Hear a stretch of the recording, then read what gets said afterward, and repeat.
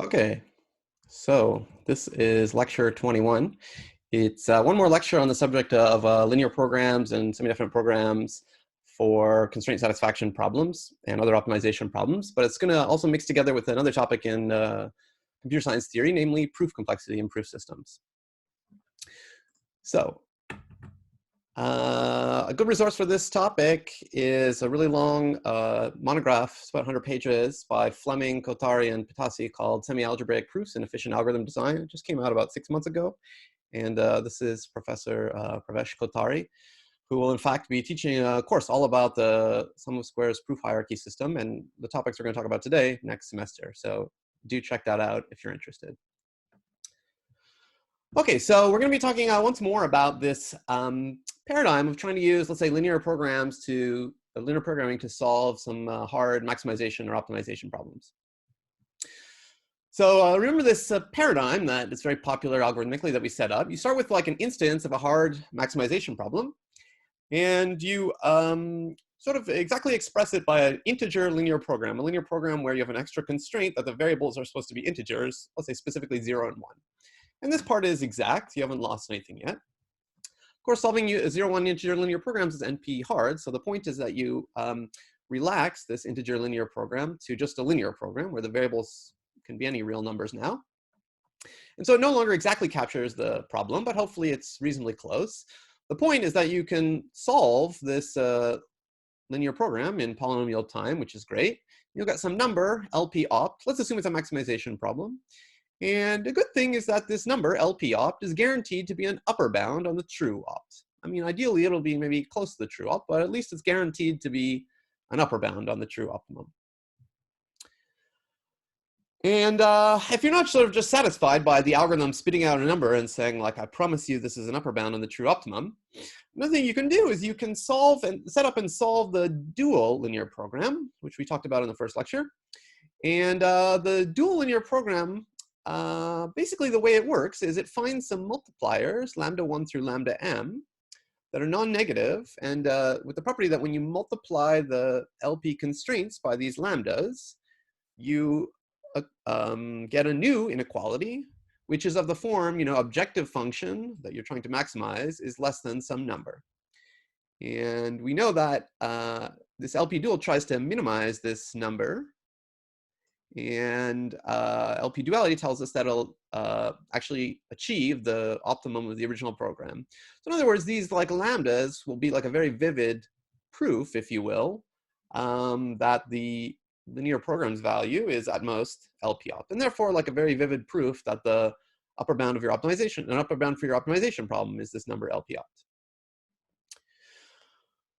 Good.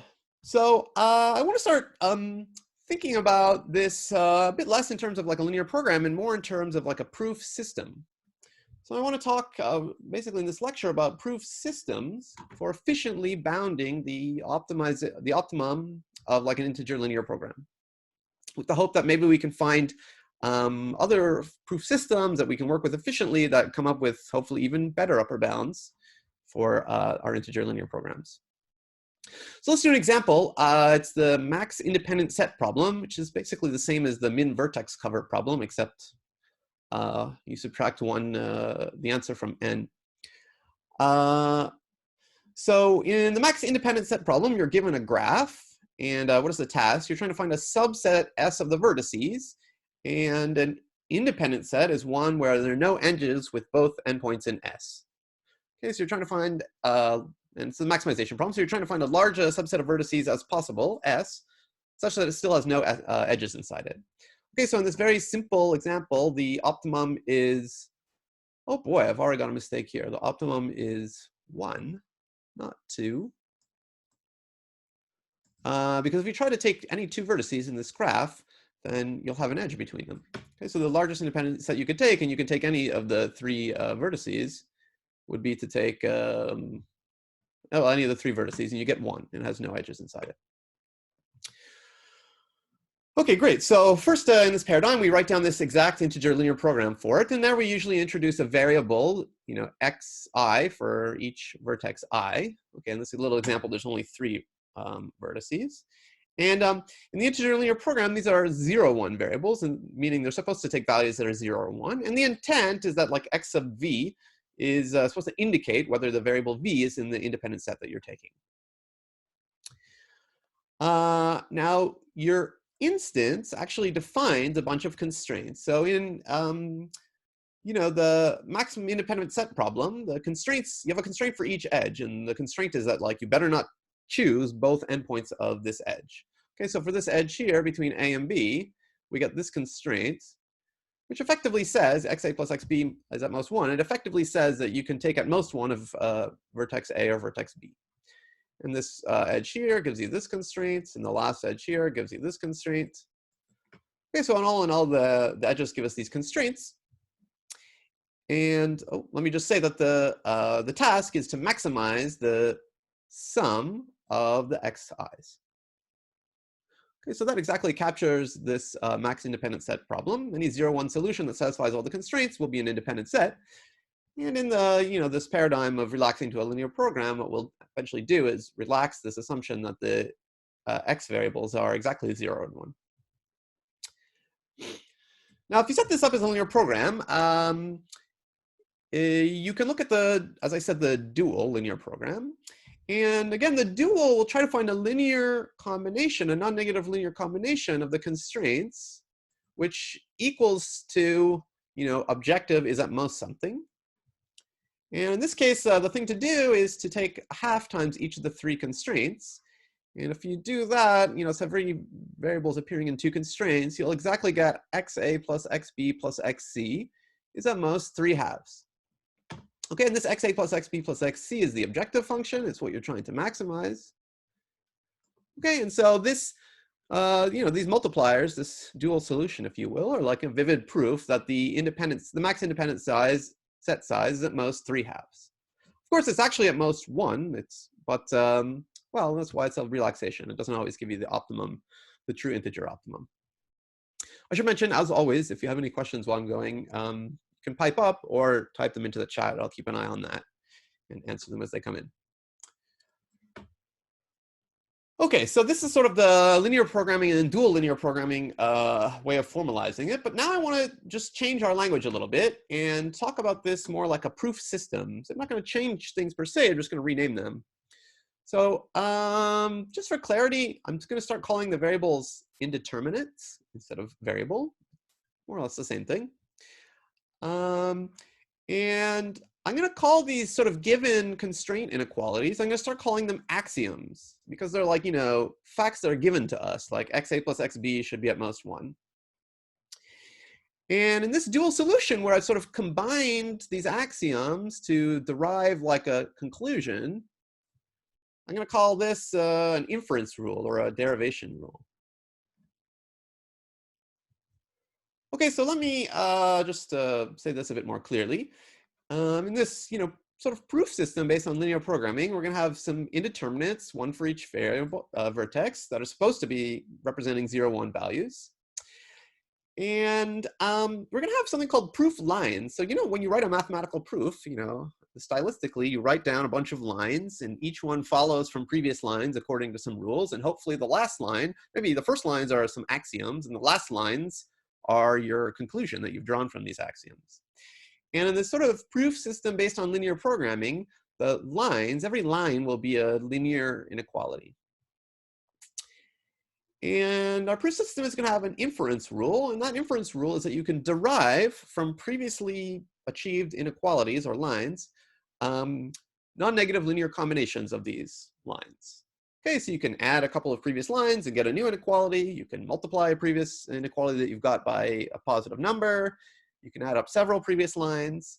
And this allows you to derive more and more lines, inequalities, which are consequences of the axioms you start with. And at the end, you're trying to derive a line that helps you bound, in this case, xa plus xb plus xc. So we can throw in these axioms too. I didn't mention them before, but all these variables can be bounded by 0 and 1. So this is like 6 axioms that you could always put in if you were working with a proof system where the variables are supposed to represent 0 and 1. But given an instance of like a problem like this max independent set problem, the instance defines some like, additional axioms, as I mentioned. These 3 axioms corresponding to the 3 edges. Okay, and the goal is to derive from these axioms, according to these inference rules, an inequality that looks like this: xa plus xb plus xc, which represents the objective function here, is at most some beta, for a beta as small as you can make it. Okay, so one thing you could do is, take the 3 axioms: xa is at most 1, xb is at most 1, xc is at most 1, and add them all up and deduce that xa plus xb plus xc is at most 3. But as we saw, there was a better thing to do using the instance axioms that gave you 1.5. Okay, so I'll call this proof system the linear programming proof system. It's not really different from linear programming duality, but it's phrasing it more in terms of like a proof system. Okay. So in this proof system, just to repeat it, we would have these lines that are our axioms, and our proof took this, linear combination of previously derived lines. Well, axioms count as derived. Oops, we have a little typo here. This parenthesis should go there. And we derive from them this line, which when you add up gives you this objective bound. Now, in this lecture, I'm going to talk about taking this proof system and making like a sort of more powerful proof system that gives you like more kinds of maybe derivation rules and more complicated lines, which will let us get better proofs on things. I want to take this opportunity to mention a different proof system that you could introduce at this moment, which is studied in proof complexity. It's called the cutting planes proof system. And it takes this proof system and adds a new inference rule. And this new inference rule is, whenever you have a linear inequality, if your left-hand side coefficients are all integers, and your right-hand side number is not an integer, then you're eligible to round it down. You're allowed to round it down to the nearest integer. Okay, so you would take this, and I would derive from this the same thing, but with less than or equal to 1. Okay, and then actually that is the optimum solution. And this is like a sound rule, as they say. It's legal because xa, xb, xc are supposed to stand for integers. So like if you have an integer linear combination of them, you'll get an integer. So you could always round down the right-hand side.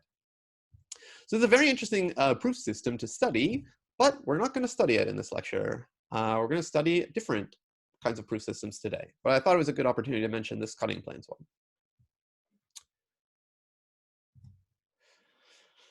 Okay, so I'm going to now introduce some kind of LP type proof system. It won't be quite the same as this LP proof system I've talked about before. And I'm going to introduce it through an example instance, namely an example instance of the max 2-sat problem. Okay, so consider this particular instance of 2-sat or max 2-sat. I have 4 variables here called A, B, C, and D, and I have 5 clauses. 3 of them have length 2, and 2 of them have length 1. And it's a maximization version of this problem. So I want to make truth values for A, B, C, and D such that as many of these clauses are satisfied as possible. And I hope you can easily check that the optimum here is 4. It's impossible to satisfy all 4 clauses. Perhaps you can think about why. One reason is you can view these clauses in the middle as like implications, if you remember your basic logic. And this one is the same as like A implies B. This is the same as B implies C, and C implies D. So it's impossible to have all 5 clauses satisfied, because if A is true and A implies B is true and B implies C and C implies D are all true, then D would also have to be true, but this clause is asking for D to be false. Yeah, we had a question in the chat, is max 2-sat NP hard? And we had an answer in the chat, yes it is NP hard. So deciding if a 2-sat instance is 100% satisfiable is solvable in polynomial time. But if you solve it and find out, no, it's not 100% satisfiable, and you'd like to know, well, what is the largest fraction of clauses I can satisfy, or the largest number of clauses I can simultaneously satisfy? That harder task is NP hard. Okay, great. So we might try to use like a proof system to establish an upper bound on the number of simultaneously satisfiable clauses. Okay, if we were not like smart enough as humans to just see that the answer is 4. So we're going to again have 4 indeterminates here, standing for the truth assignments, 0, 1 truth assignments to the 4 variables. And we're going to have axioms. We'll always have these axioms that they're between 0 and 1. Although we won't actually need those, I don't think. And notice there's no additional axioms here. Unlike in the independent set problem, there are no additional axioms about how the x's are allowed to be, that we're imposing on how the x's are allowed to be satisfied. But our objective is more complicated here. So let me just explain the objective function I wrote down here. I wrote down some linear expression, although it's not, well, sorry, it's not linear. I wrote down some expression. It's not linear, though. It looks like a polynomial of degree 2, because it has these terms. And what I've done here is sometimes called arithmetizing a SAT instance. So you see this part of the polynomial corresponds to this constraint. It's just xa. It's 1 if a is true and 0 if a is false. So that represents the indicator that this constraint is satisfied. The more complicated thing is here. So let's look at this expression, 1 minus xa plus xa times xb. So I just wrote this down as like a little polynomial which captures with a value of 0 or 1 whether this constraint is satisfied or not. Okay, so imagine, let's say that a and b are both false. That satisfies the constraint. And indeed, if you plug in xa and xb to be 0 here, you get 1 minus 0 plus 0, which is 1. Or if a and b are both true, so they're both 1, the constraint is again satisfied. And you here get like 1 minus 1 plus 1 times 1 is 1. So you get 1. So again, it's correctly computing that this constraint is satisfied. And the point is that, like in the unsatisfying case, if a is true or 1 and b is false or 0, the constraint is not satisfied. And indeed, here you get 1 minus 1 plus 1 times 0, which is 0. Okay, so this little expression, the whole point of it, this degree 2 expression, is that it captures whether or not this clause is satisfied.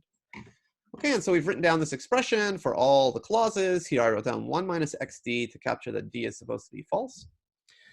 Okay, and so this, if I didn't have this, this relaxation, or if I didn't imagine that or rather, if I really insisted that the xi's were always 0 or 1, then this would sort of exactly capture this max2 SAT instance.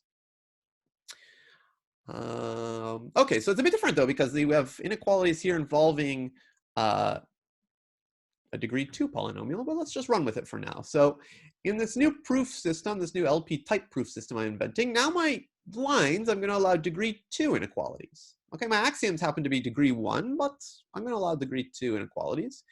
And well, let me talk about this a bit more. So actually, if you just expand this out and rearrange it a little bit, you get that it's exactly equal to 4 minus this expression I put in parentheses. And I'd like you to observe something here. So take a look at this expression, xb minus xa times xb. I claim that for 0, 1 values, this expression is always non-negative. No matter how you set these two variables to 0, 1 values, there's 4 possibilities. One way to see it is if you just factorize this a little bit, it becomes 1 minus xa times xb. You see that like xb's value is either 0 or 1. In particular, that's non-negative. And 1 minus xa's value is either 0 or 1. That's also non-negative, so the product is non-negative. Okay, so it's like a little fact of life that if these x's are supposed to stand for 0, 1 variables, then this expression here is non-negative. We have the same expression here, the same expression here. So you see, if our proof system could somehow just realize this like simple fact that, whenever you have something that looks like xb minus xa times xb, it's non-negative, then it would, sort of quote unquote realize that this whole thing in the parentheses was non-negative. And therefore, the objective function is 4 minus something that's non-negative, which, implies that the objective function is at most 4, which is great because that's what we're trying to do. We're trying to bound this objective function upper bounded, and 4 is actually the correct optimal bound. So what are we going to do?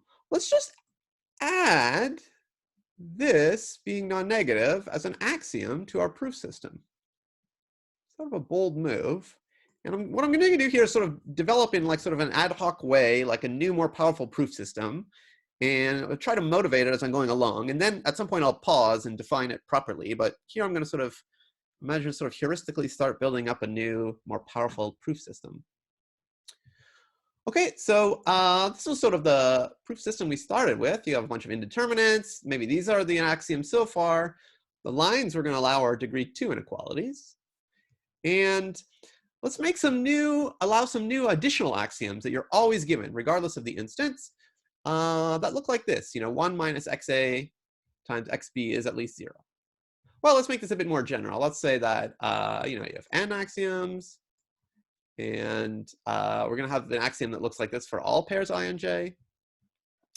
And it's also logical to add the axioms that look like this, just again on the theory that if xi and xj are supposed to be 0 and 1, then this should be non-negative. And also let's add this one. So if xi and xj are supposed to be 0 and 1, then 1 minus xi and 1 minus xj are also supposed to be 0 and 1. So their product is non-negative. So these are all like, sound axioms to add. Sound here meaning that they're true, assuming you're trying to capture the fact that xi is supposed to stand for a 0, 1 value.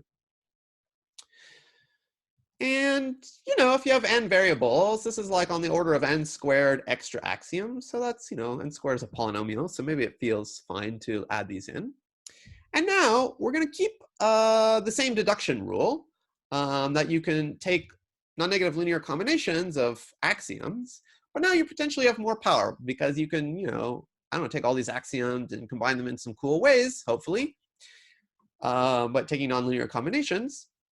And actually, I'm not going to prove this, but it's a non-trivial theorem that this proof system I've sort of just explained to you is complete for the problem of two-sat satisfiability. Okay, and what I mean by that is precisely the following. If I give you any two-sat instance, which is, let's say, has m clauses and is unsatisfiable, you can always derive from these axioms by taking non-negative linear combinations. You can always derive opt is at most m minus 1. Okay, where opt here represents like the sort of arithmetization of the two-sat instance. Okay, so this sort of new proof system with degree 2 inequalities is really good if your whole goal in life is to, detect satisfiability of two-sat instances. Okay, any questions?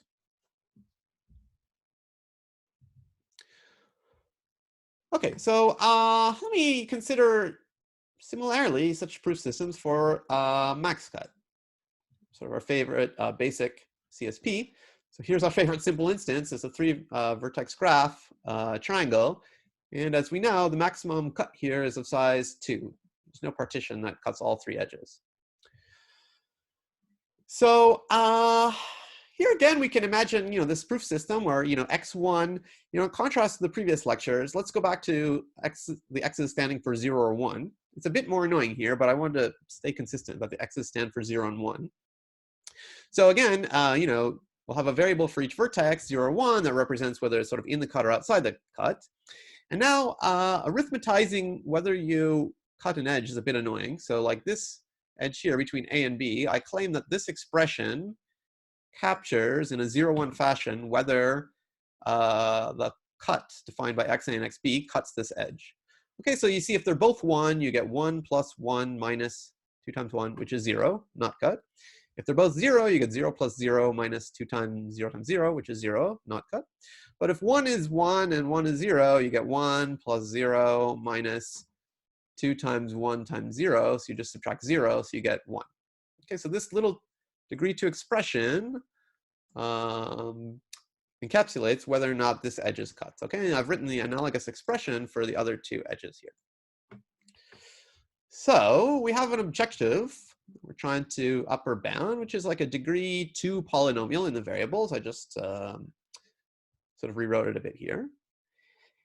And our dream is to somehow, establish the dream that it's at most 2.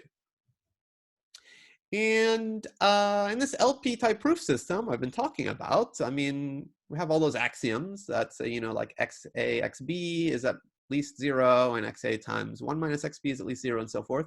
You might hope by taking a suitable non-negative linear combination of those, you could derive, the inequality that looks like this expression is at most 2.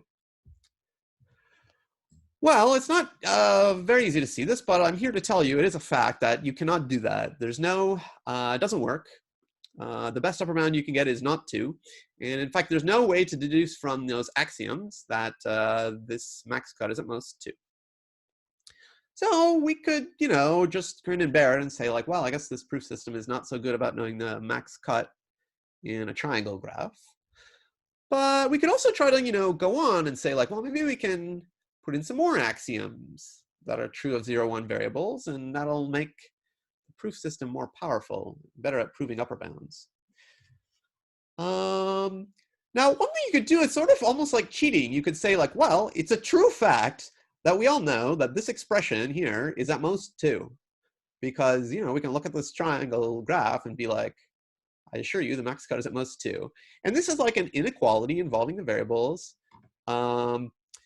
It's like the fact that this is at most 2 doesn't even really have to do with max cut. It's just a true fact that this expression is at most 2 for all choices of 0 and 1 for xa, xb, and xc. So we could be like, hey, let's just make that an inequality, an axiom.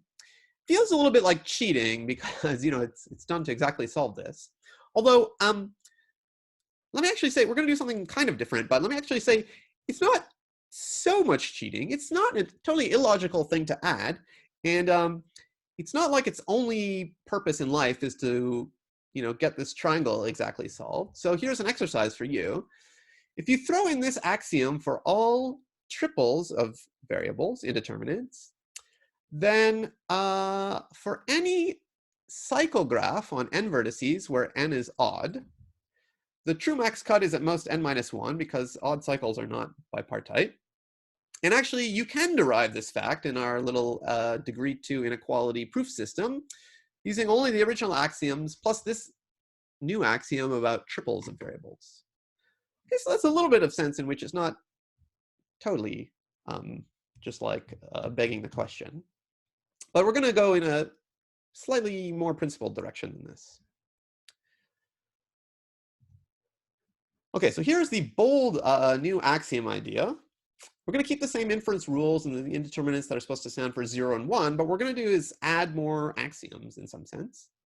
So what we're going to do is pick a parameter k, and then I'm going to allow you as an axiom any true inequality that involves at most k variables. Think of k as like a constant like 2 or 3 or 5. And what does true mean? True means it's like a true inequality about 0, 1 valued variables.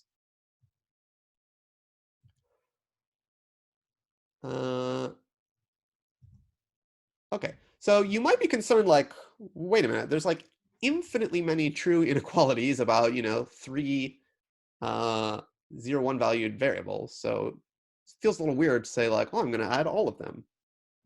In a certain sense, though, I'm going to claim on this slide that you actually only need finitely many of them.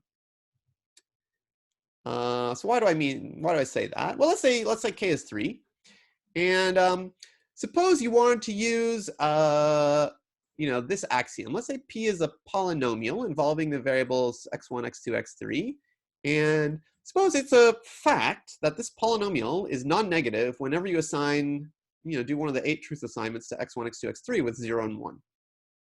And so, up here I'm saying like, oh, that's true. You can take that as an axiom. Think for a moment p of p not as a formal polynomial, but think of it as really a function that maps 3, 0, 1 bits to a non-negative number. It must do this because I'm imagining that it's truly non-negative for all these 8 choices. And it's a fact that any such function is uniquely expressible as a multilinear polynomial. In fact, the proof of this is the exact same fact as the sort of interpolation proof we did for Fourier expansions.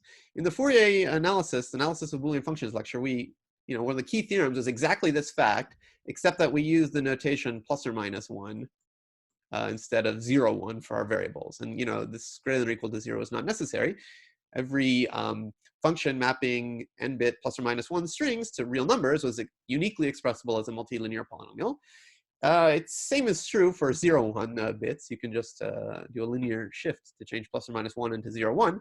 But it's also, I mean, clear if you just look at it like this. What I can do is write down these 8 sort of degree 3 polynomial expressions, and I can multiply like this one by the polynomial's value at 1, 1, 1. You see, this polynomial expression is 1 if the bits are all 1, and all these other ones are going to be 0.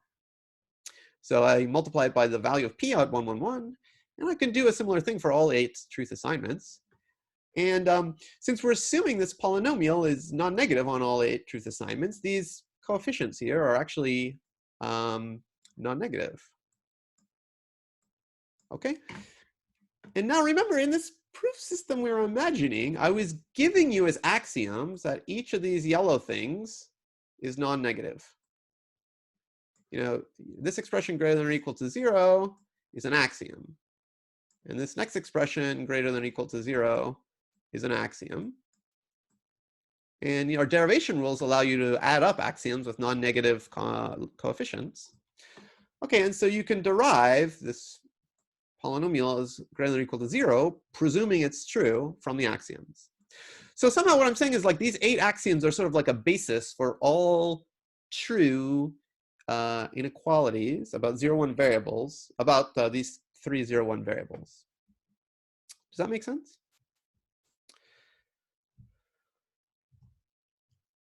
Okay, so now I'm going to get more precise about things and make a proper definition. So I'm going to define for you a proof system. Well, I'm not going to define what a proof system means, but you'll get the gist. And this particular proof system, for historical reasons, is called the degree K01 Sherali Adams proof system, sort of due to 2 people called Sherali and Adams. And there's 1 for each value k, actually. You think of k as a parameter, you get different proof systems. And okay, how does this proof system work? Well, you always have like n indeterminates as an ingredient in your proof system, and they're supposed to stand for 0, 1 variables. And your proof lines are going to be degree k polynomial inequalities, given your parameter k. And maybe they should be multilinear, maybe meaning you don't have squares or cubes or anything, just monomials without squares and cubes and so forth. And your derivation rule is going to be the derivation rule we've always used, that you can take non-negative linear combinations of previous inequalities and deduce those as new inequalities. And the axioms are going to be all true inequalities that involve at most k out of n indeterminates. Okay, in the sense that we talked about on the previous slide, if you will. As we saw before, that's infinitely many inequalities that you can take as axioms, but there's sort of like this basis of them, that finite basis which sufficed. And for all, you have sort of one of these basis things for all. First of all, you do n choose k of the indeterminates.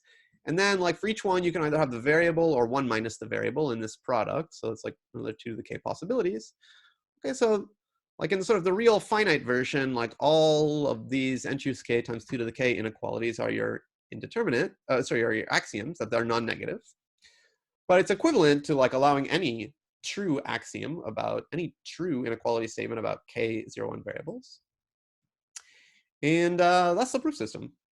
And you can take it and start to go to town deriving facts that hopefully are useful for combinatorial optimization problems. And I should mention that like you can also, like in 2SAT, we didn't have any additional axioms based on the instance, but like sometimes you do. So like in the independent set problem, given a graph, we added like additional axioms that specify that each edge should not have both of its endpoints selected. Those are those like xa plus xb as at most 1 axioms. Okay, so you're allowed to do this. You're sort of allowed, in the proof system to add additional axioms if you want. And then you're trying to derive, true consequences of all your axioms. And notice that, you should try to think of k as like an absolute constant, like 2 or 3 or 5 or 10. And then, n choose k is something like n to the k times 2 to the k. So this whole expression it's good to know that this is polynomial in n if k is constant. Okay, so at least, the number of axioms you have is like polynomial in, the relevant parameter n. And for abbreviation, we're going to call this the SA parentheses K, Sherali Adams K proof system. Okay, so we can have lots of lectures on this particular proof system. But let me just tell you some properties of this proof system, and they're kind of like proof theory properties of it. So just for a little bit of fun, I'm going to use some proof theory terminology. So first of all, it's a sound proof system. You would never want to have an unsound proof system, but what does sound mean? It means that everything you derive is true. So like when you're imagining a world where all the variables are supposed to be 0 or 1, our axioms are set up to be true, and our derivation rule, which takes non-negative linear combinations of true inequalities, like preserves truth. So that's good. So anything we derive is true. And then you might ask, well, what about the opposite, which is called completeness? Is it true that like everything that's true you can derive? Well, as I mentioned before, in the context of like max cut, at least when k was 2, that's not the case. So actually, this is an incomplete proof system, which means that there, in general, are true inequalities about 0, 1 variables that you just cannot get no matter how much you try to combine the axioms. At least this is true if k is smaller than n. In fact, you can think about this, and we'll maybe implicitly prove it later. If k equals n, so you're allowed to have lines that involve all of the, degree n polynomials, and your axioms can involve all of the variables. Well, actually, in that case, it's obvious. If k equals n, and your axioms allow you to, make any true statement about all n variables, then you can just, anything that is true, you can just derive as an axiom. But in general, even if k is n minus 1, there'll be some things that you cannot derive, even though they're true.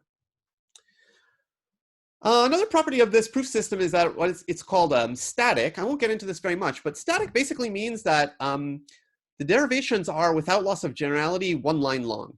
So this is a little bit weird. It's more natural to have like what's called a dynamic proof system, where you make your derivations gradually. You derive some lines, you derive some more lines, you derive some more lines, and finally you derive your conclusion.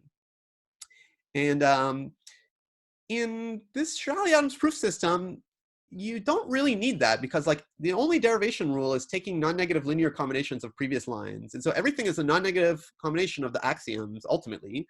So any conclusion you can derive, you can actually derive in like one shot, which is a little bit weird, but we're going to stick with it. I mean, we're going to still think about it as a proof system, even though it has a slightly odd property. By way of contrast, that cutting planes proof system I mentioned before, that was like similar to this, except you could also do this like round down the right-hand side to an integer if all the left-hand side coefficients were integer.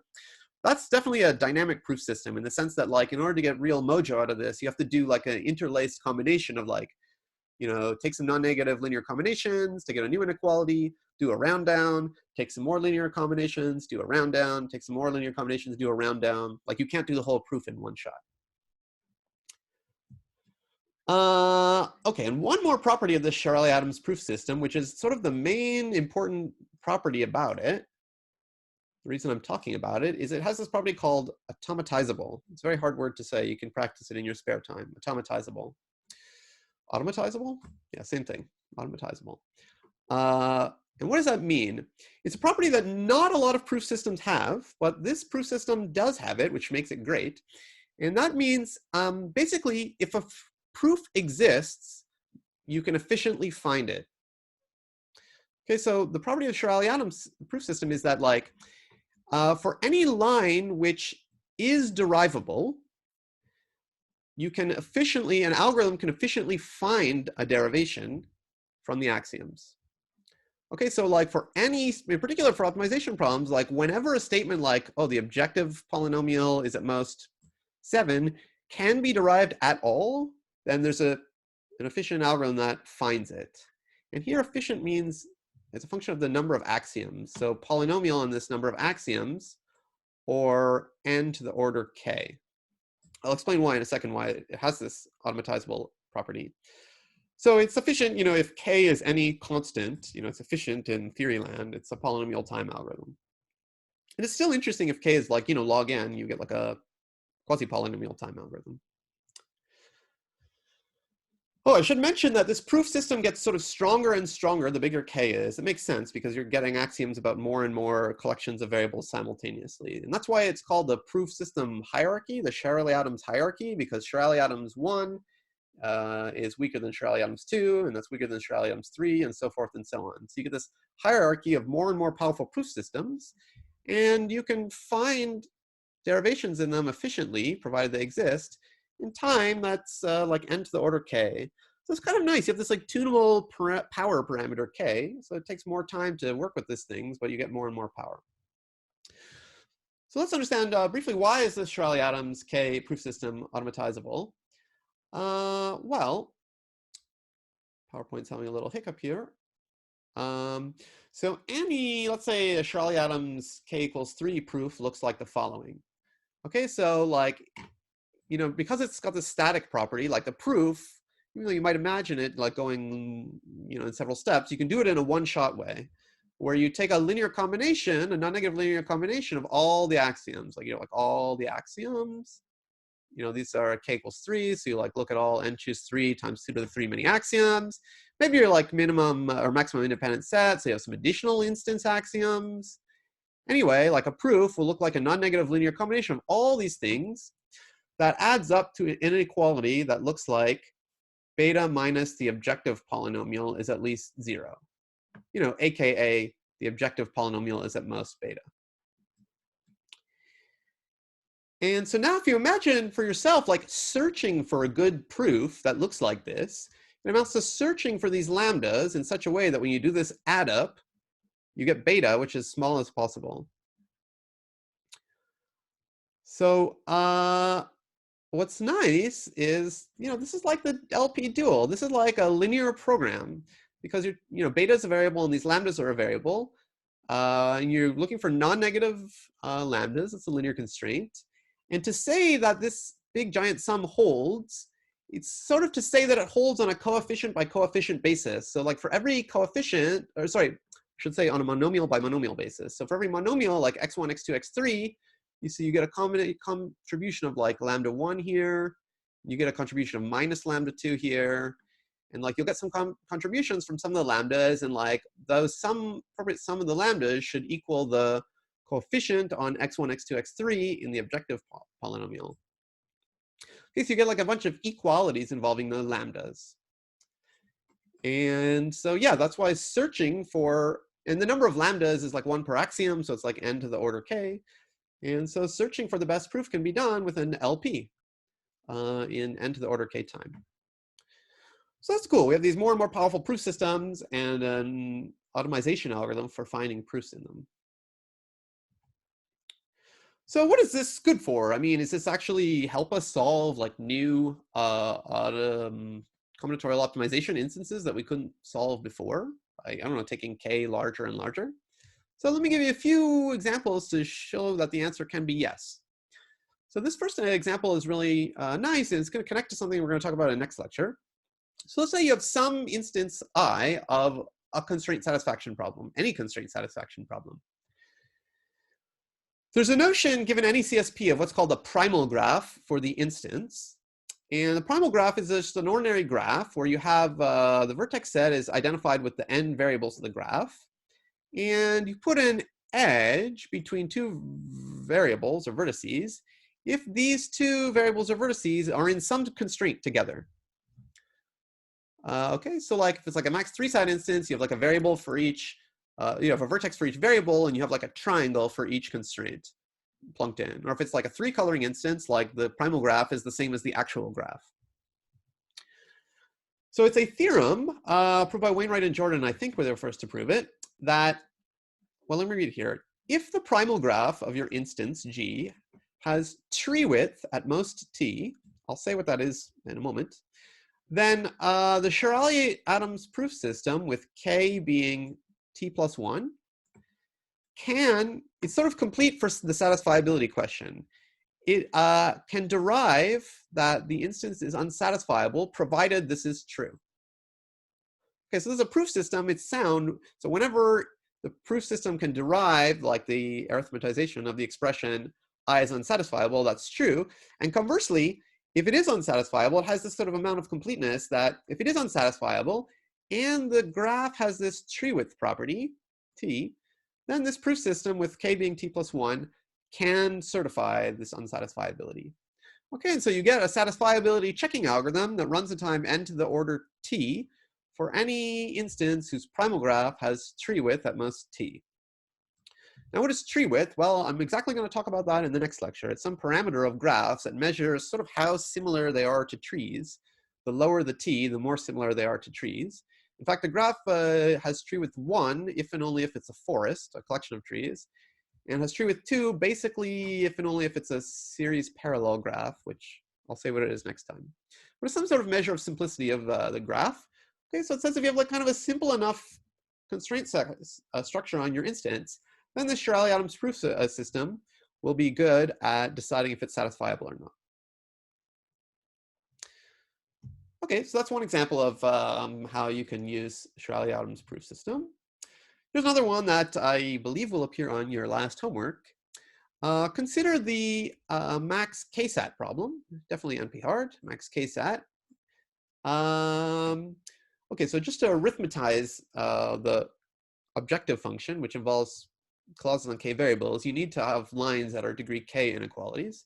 So the first thing you could imagine looking at is the Sherali Adams proof system with parameter k for max k-sat. And it's actually not too bad. You can prove it has the following guarantee, no matter what k is. Whenever the true optimum value, the maximum number or fraction of satisfiable constraints is beta, is 3/4 beta, the Sherali Adams proof system will certify that it's at most beta. Okay, so the, the best upper bound the Sherali Adams can certify will be no more than 4/3 times the true upper bound. So that's pretty all right. Let me give you one more known fact about it to illustrate why you might care. So recall one thing we talked about in the LP lecture was that for the max cut problem, the basic LP relaxation that you would write down really stinks. It's not very good at capturing max cut. And for example, here's a true fact about the extent to which it stinks. If you take a random graph with n vertices and like n to the 1.01 edges, so it's not very dense, average degree n to the 0.01, then first of all, the maximum cut in this graph will be very close to half. The maximum cut will cut barely more than half of the edges, like half plus a little of 1.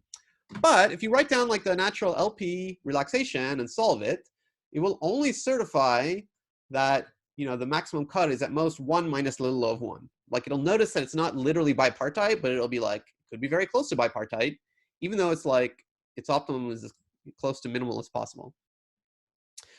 So that's the suckiness of LPs for max cut. And I should say that the natural linear programming relaxation you will write down for max cut is exactly the degree 2 Sherali Adams linear program.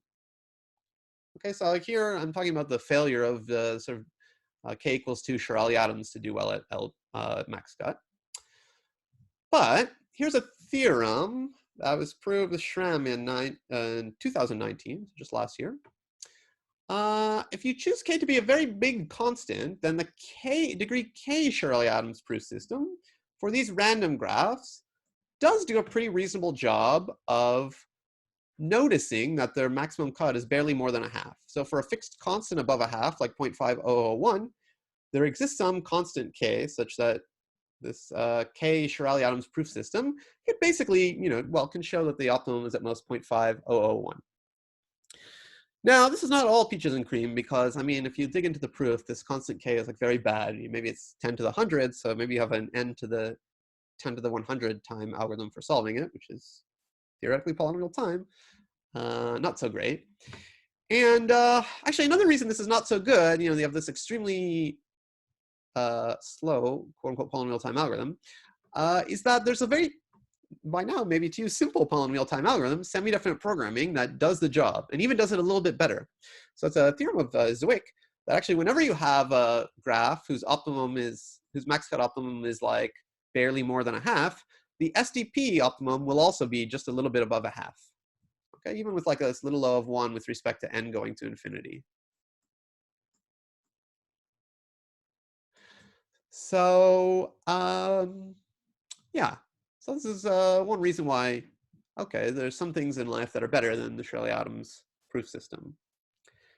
But really, that should just motivate us to make an SDP version of the Sherali Adams proof system.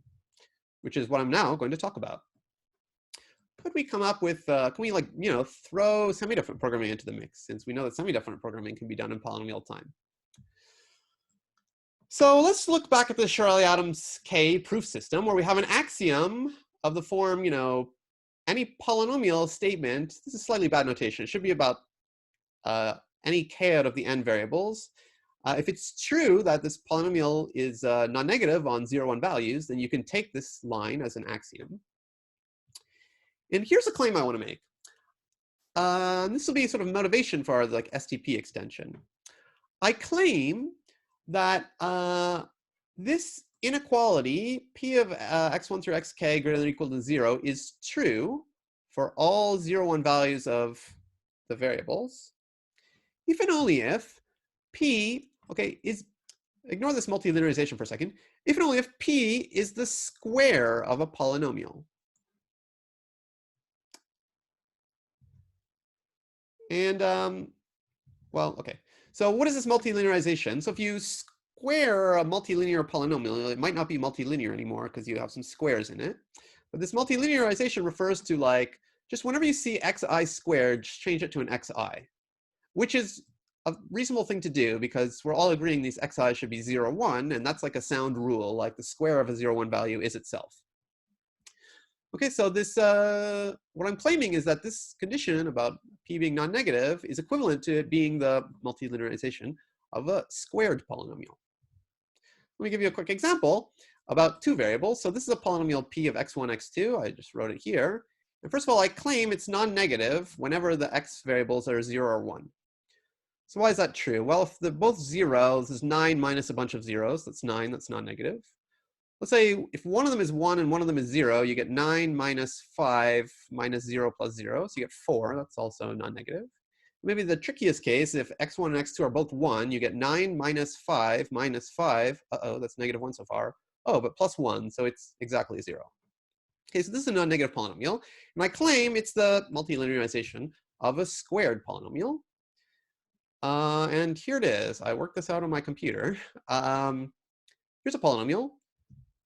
You square it, you get this long thing. But now also multilinearize it. So this xi squared, change it to an xi. And you see when you do that, you get like minus 6x1 plus 1x1, which gives you minus 5x1. Okay, or look at this x1, x2 thing. We have minus 4x1, x2. But this x1 squared is really an x1. So this is plus 2 more, plus another 2 more, plus another 1 more. You get this plus 1, x1, x2. Okay, so this is like an illustration of this claim I just made. Okay, so let's prove this fact. Well, one direction is obvious. If you're a squared polynomial is definitely non-negative on all inputs because it's like the square of something. And multilinearization doesn't change things for 0, 1 values. So if you're the square multilinearization of a squared polynomial, you're definitely non-negative. So why is it the case that if you have a non-negative polynomial, it can be represented in this sort of squared way? So here's the proof. Kind of harkens back a little bit to this Fourier analysis of Boolean function stuff. So even though p appears like a formal polynomial, think of it now as a function mapping k 0, 1 values to a non-negative number. Now, as I mentioned before, every function mapping k bits to numbers has a unique multilinear polynomial representation. So keep that in the back of your mind. And this is sort of the Fourier analysis fact, but for 0, 1 values. Now, this is a funny statement. I claim that since p as a function, its range is non-negative numbers, the function square root of p exists. This is the function r, which maps a bit string of length k to the square root of p's value, which makes sense because p takes non-negative values. So now r is a function mapping k bits to real numbers. And so it has a multilinear polynomial representation. Let's call that the q that we're seeking. And so now q squared equals r as a function. They take the same values on 0, 1 inputs. Sorry, q squared equals p as a function, because q squared as a function is square root of p squared, which is p. And so the multilinearization of it has to agree with P as a polynomial. These two, the multilinearization agrees with P as a function, and so by this uniqueness property, they have to also agree as polynomials. Okay. So basically, the recipe for doing this, given P, is like take its polynomial representation, which looked like, P of 1, 1, 1 times x1, x2, x3 plus, etc. Square root each of the coefficients, and that's it. Good. Sorry. Did that make sense?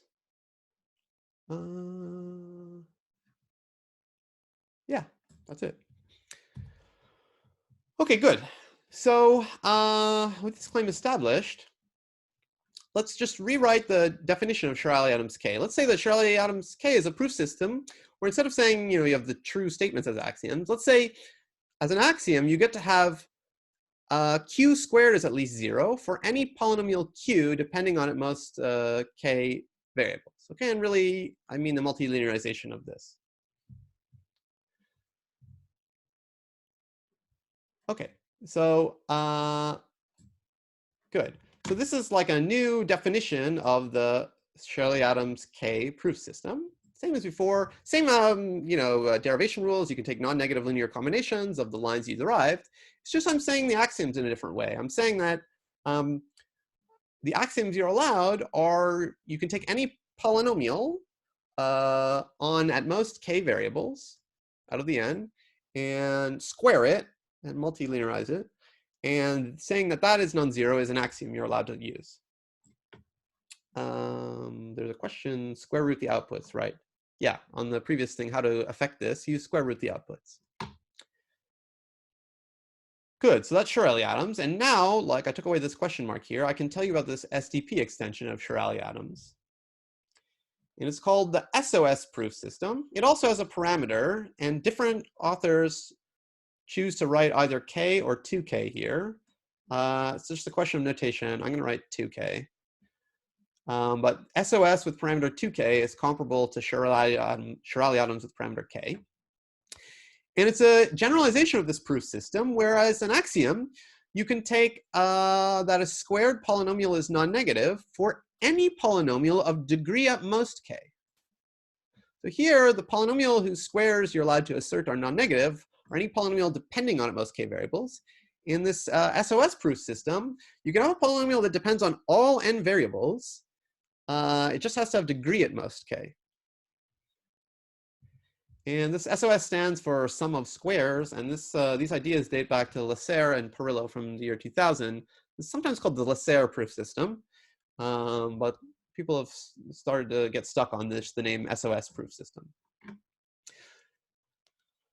Okay, so this is, well, one thing is this is like only more powerful, okay, because every polynomial, depending on most k variables, can be represented with degree k. But now in the SOS proof system, you're allowed to have axioms involving all the variables as long as, it's like a square of a degree k polynomial.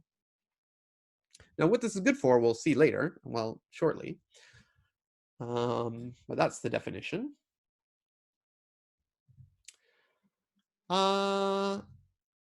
Okay, another fact is that if you take this parameter to be 2, so like k equals 1, so SOS 2, we're allowed to have as an axiom, the square of any linear polynomial is non-negative. That turns out to be exactly equivalent to the semi-definite program for Gomans-Williamson, that Gomans-Williamson analyzed for the max cut problem. Okay, so I'm not going to prove that, but this is nice for connecting it back to things we've seen, in particular semi-definite programming. So the semi-definite program for max cut is exactly equivalent in power, really in setup, to this version SOS2, where as axioms you can have the square of any linear polynomial. Okay, and now one more important theorem, which is sort of the reason we really, really like in combinatorial optimization, this proof system, SOSK, is that it's also automatizable in n to the order k time. It doesn't matter if you write 2k or k here, because I have a big O here. Okay, so in this more powerful proof system, Still, it's the case that whenever an inequality can be derived from the axioms, there's an algorithm that derives it in n to the order k time, which is polynomial time if k is a constant. Okay, there's a little asterisk here, because you need semi-definite programming to do this. It's sort of the semi-definite programming version of Sherali Adams, and so this automatization algorithm uses semi-definite programming. And then there's like these slight caveats here about solving that precision epsilon and polylog 1 epsilon time and some big box constraints, but like just don't worry about that. So that's great. So it means we have an even more powerful proof system that potentially can derive, it's more powerful than Sherali Adams. It can potentially derive, more and more like tight bounds, true facts about the combinatorial optimization problems we care about. And still we can find these optimal bounds in n to the order k times, so polynomial time if k is a constant. Okay, so what is this good for? I mean, is this, truly better than Sherali Adams?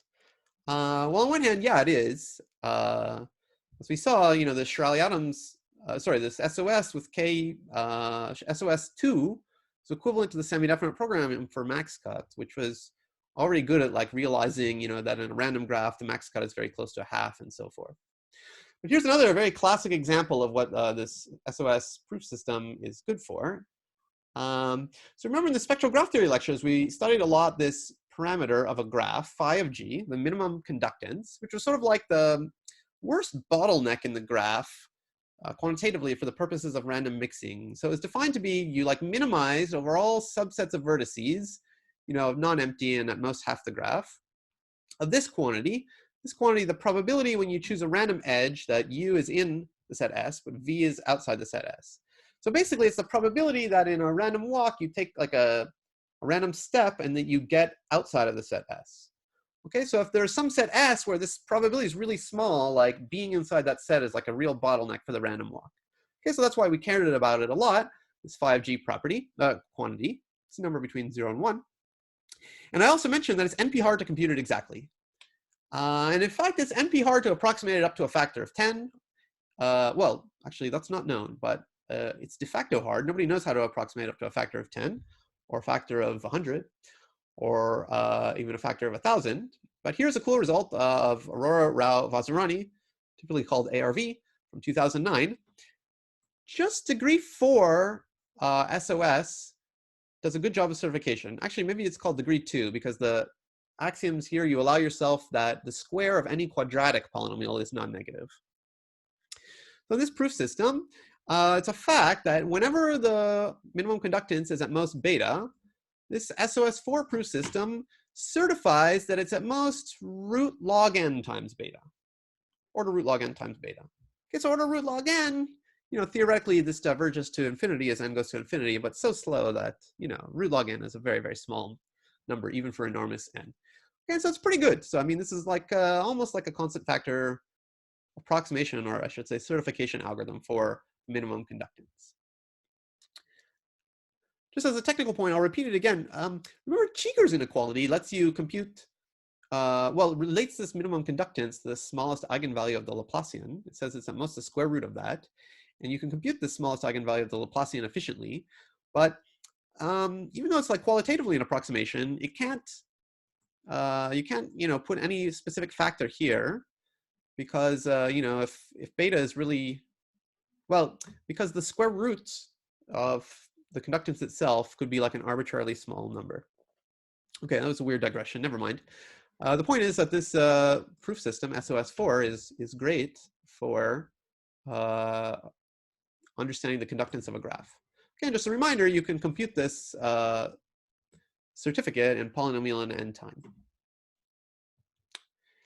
And for a long time, prior to this ARV paper, there was a linear programming based certification algorithm that had order log n here.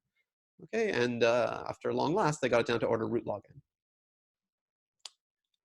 Okay, so that hopefully illustrates the power of SOS somewhat. Come on, PowerPoint. Okay, so one cool thing about SOS, it's been sort of empirically discovered over the last, I don't know, 10, 15 years, is that actually almost all known certification algorithms for combinatorial optimization problems fit in this SOS system. So what I'm saying here is there's like many approaches to like heuristics for trying to certify bounds on combinatorial optimization problems or find approximately good solutions to combinatorial optimization problems. And sort of been discovered that like almost all of them can be sort of captured by these proofs in this SOS proof system. Any certification algorithm that's like polynomial time, almost anyone, you can get the same quality certification with like SOS proofs. So they're sort of like, you know, the go-to tool whenever you have like a new combinatorial optimization problem that in principle or in theory you can say, try the SOS automatization algorithm on it. Hopefully it'll give you great certificates. And so it's always sort of like the algorithm to try to analyze and try to beat. What else is interesting is that it's humanly possible, although often very difficult, to actually prove statements about the failure of SOS to certify something. There's a question from the class. Do you know a natural example of an algorithm that does not fit, or at least is not known to fit? Yes, there's one very canonical example, which is the optimization problem of solving systems of equations over a finite field. For example, over F2 for simplicity. The field of size 2, so like, you know, solving linear equations mod 2. So this is like a constraint satisfaction problem. You have like all these variables, you're trying to assign 0, 1 values to them, and like the equations mod 2 are constraints. And what I'm about to say even applies if like every equation only involves 3 variables. So it's really like a CSP, like it's like local. Each constraint only constrains 3 variables in a certain way. And there is a polynomial time certification algorithm, like 1,1 certification algorithm, meaning one that can detect unsatisfiability correctly.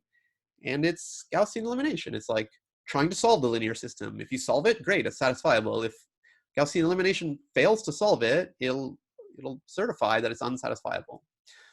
But it's a known fact, kind of interesting, that there are such linear systems where even every constraint involves 3 variables. It's like linear equations mod 2, where it's very unsatisfiable, but SOS, even with like k equal to 0.0001 times n, so k like really close to n, fails to certify anything at all. Just says like, well, the optimum is at most 100%. So these like linear equations mod prime or over a field are maybe the one exception to the great and glorious power of SOS. But what I'm saying is it's also possible sometimes to prove that SOS fails to do something. It's pretty tough to show that like there's no proof, like for a specific instance, that there's like no proof in this SOS proof system that its value is at most thus and such, because it's a very strong proof system. But thanks to like the notion of duality, which I'm going to mention at the end of this lecture, you know, showing that like there's no proof of something amounts to showing that like a dual to the STP or the LP is satisfiable. This is very vague high level, but like it means you only need to find like some satisfying thing for the dual to establish failure of this SOS proof system. Okay, what I really want to get at here is though, like these two facts taken together form a nice combination, because, you know, we don't never know how to prove something is not dual in polynomial time. Okay, we cannot prove p does not equal np, and we have nothing like that. But in the context of like optimization problems, you can kind of say like, look, pretty much the best algorithm for certification for anything is this SOS proof system with higher and higher values of k. You know, that's almost all the algorithms fit in this framework. And so if you prove that, you know, the SOS proof system fails to do a good job on a certain kind of problem, that's like a really valuable negative result. It kind of says that like any of the heuristics people have thought about, or almost any of the heuristics people have thought about, are not going to work. So it's not like proving that something cannot be done in polynomial time, but that's sort of the best thing we kind of have these days for proving negative results in combinatorial optimization. And you know, the most intriguing open problem in combinatorial optimization is this unique games problem, which I mentioned at the end of last lecture. And it's a big open problem. What does the sum of squares proof system do for unique games problems, or for this max bijection CSP that I talked about in previous lectures? In particular, it's open. Consider the following kind of task. For any large value of Q domain size, I give you a max bijection instance where the optimum is like very small, like the best assignment satisfies like 1% of the constraints. And your only goal in life is to satisfy that there's no solution that gets like 99% of the constraints. Can the SOS proof system with parameter 4 always do this? So just starting from axioms that look like squares of quadratic polynomials, can you always make this kind of deduction when it's true? This is unknown. And in the early days of SOS, people were really hopeful that maybe it was true. We still don't know, but maybe these days we're less hopeful that it's true. Perhaps SOS4 doesn't do this. It's just really, really hard to find a specific instance where SOS4 fails to do it. Okay, so for the, okay, there's another question. Is there a special reason for why the degree is 4, or is it just due to previous results? Good. So SOS4, you hear a lot about, because this SOS, the parameter is usually chosen to be an even number because it's like this SOS2k thing. So that SOS2k is like where your axioms are like squares of degree k polynomials. So sort of like SOS2 is the first one, SOS4 is the next one, SOS6 is the next one, and so forth. And SOS2 is basically always the same as like the basic SDP relaxation that you would always write down. And this is very well understood usually. Like it's not that hard to understand how well or poorly the basic SDP relaxation does for a wide variety of optimization problems. But like just the next rung up, SOS4, it's very hard to understand, very hard to analyze, at least currently. Maybe in 20 years we'll figure it out exactly, or we'll really understand it well. Okay, so in the last bit of the lecture, I want to talk about this idea of how you can fail to prove or show that SOS or some proof system fails to do a good job, and it's through looking at the dual. So I'm actually not going to talk about this failure to prove any so much. It's just I'm going to talk about the dual proof systems here, the duals to these proof systems. And just to make it like simpler, we're going to go way back to the Sherali Adams proof system, which is just about linear programs, and I'm going to think about dual LPs. Remember, I sort of told you this life tip before. Whenever you write down a linear program, you should also write down the dual linear program and try to interpret it. So remember, we showed that the Sherali Adams proof system is automatizable, meaning like whenever some inequality can be derived, there's an efficient algorithm for deriving it, and that efficient algorithm was like a linear program, searching for like sort of the best proof. And so what's going on with the dual of that linear program? Let's try to interpret it. So let's say Sherali Adams, k equals 3 proof looks like this. This is like a copy of this previous slide. You have, these are all your axioms, and maybe you have some additional axioms if it's like, the independent set problem. And the proof is just multipliers, lambdas, which are non-negative, which you multiply all the inequalities by to try to get like some inequality about the objective function. Okay, and so this was the LP that solved the optimization problem that tried to find the best proof like this, the best lambdas and the smallest beta. And one thing I want to remind you of is that like, it had a variable lambda I for each axiom, and it had a constraint enforcing the sum identity for each monomial. So you can take the dual of this LP, and as always in duals, what's going to happen is it's going to be the opposite. You're going to have a variable in the dual for each monomial, and you'll have a constraint for each axiom. So I'm not going to explicitly work it out. I'll just skip to the end and tell you what the dual is. That has a constraint for each monomial, a variable for each monomial and a constraint for each axiom. And this proof system optimization algorithm is actually a minimization problem. It's trying to find the smallest upper bound. So the dual will be a maximization problem. So bear that in mind as well. And by LP duality, by the Farkas lemma, the smallest beta that you can get as your upper bound will actually equal the largest value in this maximization problem.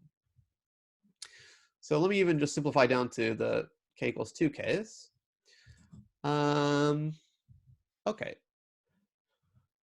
So the Sherali Adams K equals 2 dual LP, I'll tell you one thing about it.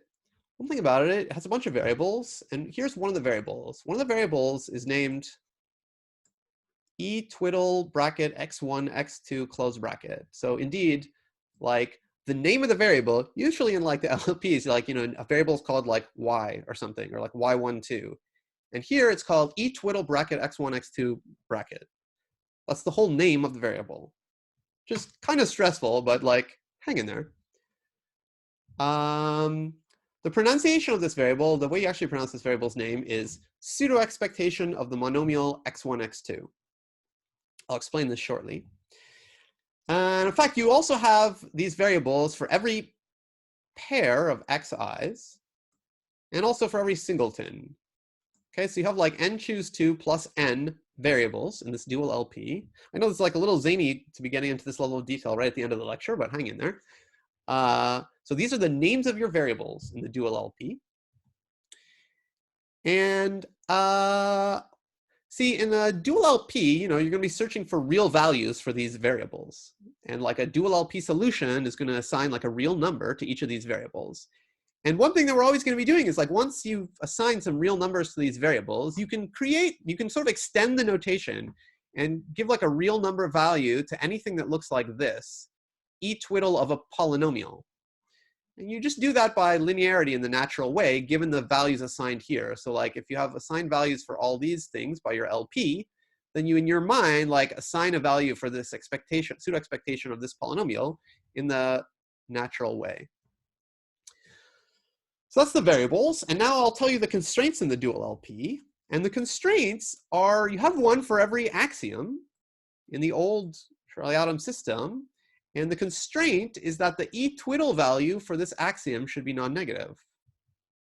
Sort of makes sense. So remember, like in the Sherali Adams 2, right? Like the axioms look like this expression involving indeterminates should be non-negative. And in the LP, the dual LP for Sherali Adams, you have this constraint that this should be non-negative. And really, the real way to write this constraint is like e twiddle of x3, which is genuinely the name of a variable, minus e twiddle of x3, x7, which is genuinely the name of a variable, is at least 0. So that's like the difference of two LP variables is non-negative. It's a valid LP constraint. And as I said, the dual LP is a maximization problem. And what are you trying to maximize? You try to maximize this e twiddle of the objective polynomial. So that's a little mind-blowing. Let's do an example. So let's look again at the maximum independent set problem in this little triangle graph. So there's going to be 6 variables in the Sherali Adams 2 dual LP maximization problem named e twiddle of xa, e twiddle of xb, and also these degree 2 e twiddles. And the constraints are that all of these e twiddles of axioms should be non-negative. And remember, max independent set also is one of these CSPs where they're like additional input axioms coming from the instance, from the graph. Okay, like they said that like xa plus xb is at most 1. So you'll get some additional constraints here that say like the e twiddles are at most 1. Okay, so this is an LP with 6 variables and like, I don't know, 6 constraints. And your objective is to maximize e twiddle of this expression, which remember is sort of representing the size of the independent set. Okay, so this is an LP. And I just want to say like, what's up with this LP? Remember, it's a maximization problem, and if its maximum value is some beta, then that's also the minimization problem of the SA2 proof system, which means that like it's a certified upper bound. So this maximum of this LP should always be bigger than the true max independent set. And indeed, I claim this dual LP is a relaxation of the maximum independent set problem. What I'm claiming is this true opt is always at most the Sherali Adams 2 dual opt, the opt of this LP. So why is that? Well, it's a simple reason. Let's say you have an actually optimum solution, like the actual optimum is to choose this this independent set A. So like little xa is 1, little xb is 0, little xc is 0. Well, then you get an LP solution achieving the same value where the E twiddle of a polynomial of the indeterminates is just what you get if you plug in your actual 0, 1 solution to the polynomials. That will sort of clearly satisfy all the constraints because, well, you're plugging in 0, 1 values. So this indeed will be non-negative, this will be non-negative, this will be non-negative. It's really an independent set. So little x a plus little xb will really be at most 1. And like little xa plus little xb plus little xc is the actual optimum value. Okay, almost done here. I'm going over time. If you need to go, I will not be offended. Indeed, before we go on, I want to mention that more is true. Let's say you have not just one optimal solution, but several optimal solutions. In fact, here we do have several natural optimal solutions, right? The independent set could be just A, or just B, or just C. They all have value 1. And let's say you even have a probability distribution, D, on optimal solutions. I'll give an example shortly. Then I claim you can take, as a solution to this dual LP, you can take for E twiddle of P the actual expectation of the polynomial P on the actual solutions, little xa, little xb, little xc, which are all 0, 1 solutions drawn from this distribution. And really, it's because LPs are convex, right? So if you have some feasible solutions achieving a certain objective value, then their average, or like a probability distribution over them, or a convex combination of them, achieves the same value and is still feasible. So by way of illustration, let's consider the probability distribution D on true solutions that puts 1/3 probability on like A is the independent set, 1/3 probability on B is the independent set, and 1/3 probability on C is the independent set. So what I'm telling you is that you can get like a feasible solution to this dual LP out of this. And it's just equal to like the real expectation under this distribution. Okay, and this is where the whole weird pseudo expectation notation comes from. So here, E twiddle of xa will be 1/3, because like in expectation, xa is 1/3. These will all be 1/3. These will all be 0, because with probability 100% under D, xa times xb is 0. This is 0, this is 0. All of these constraints will be satisfied. This is 0, this is 0 minus 0, this is 0. And these constraints will all be satisfied. These will all be 2/3, which is at most 1. And the value here will be 1. The expected value of xa plus xb plus xc is always 1. So that shows that this dual LP is a relaxation of the true optimization problem. But, you know, as always in life, it's not perfect. It's really a relaxation. You can solve it in polynomial time, so it better not always be giving the exact answer. And indeed, there may be sometimes better pseudo solutions. So I'll just give you one example of that here. So here's a solution to this dual LP, which is not corresponding to a real expectation over 0, 1 solutions. I claim that you take all the single variable E twiddles to be a half, and all the degree 2 variables, pseudo expectations, to be 0. And I claim that all the constraints are satisfied. Like this is 0, that's non-negative. This is half minus 0, which is non-negative. This is the trickiest one. This is, well, I have it down here. It's 1 minus a half plus 0, which is still non-negative. So it satisfies all the constraints. And now the objective value is half plus a half plus a half. It's 3 halves. So here, this dual LP gave you a larger value than the true optimum, but it's because it's a relaxation. And just by LP duality, the largest solution to this dual LP is also equal to the best upper bound the actual proof system can certify for the instance, which I think, as we saw before, was 3 halves. So this is my last slide. You can also do this duality for the SOS proof system. It's basically the same. So you'll have all the same variables for monomials up to size k. And the same sort of situation. The constraints include that the pseudo expectation of any squared polynomial is non-negative for the polynomial of degree at most k. And the the dual SDP asks you to maximize the pseudo expectation of the objective subject to all these constraints. And that can be done in n to the order k time. This is a relaxation of the original problem. It's like a better and better relaxation as k gets larger and larger. And its value exactly equals, under 99% of circumstances, the best value you can certify by the proof system.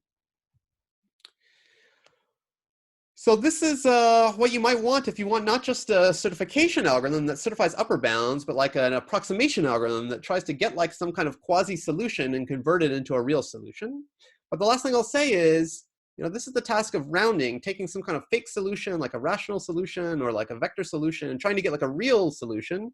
We have these like e-twiddle solutions, and we want to convert them to integral solutions, but there's no, as of yet, in my opinion, a good theory of how this can be done in general. So that's something waiting to be discovered.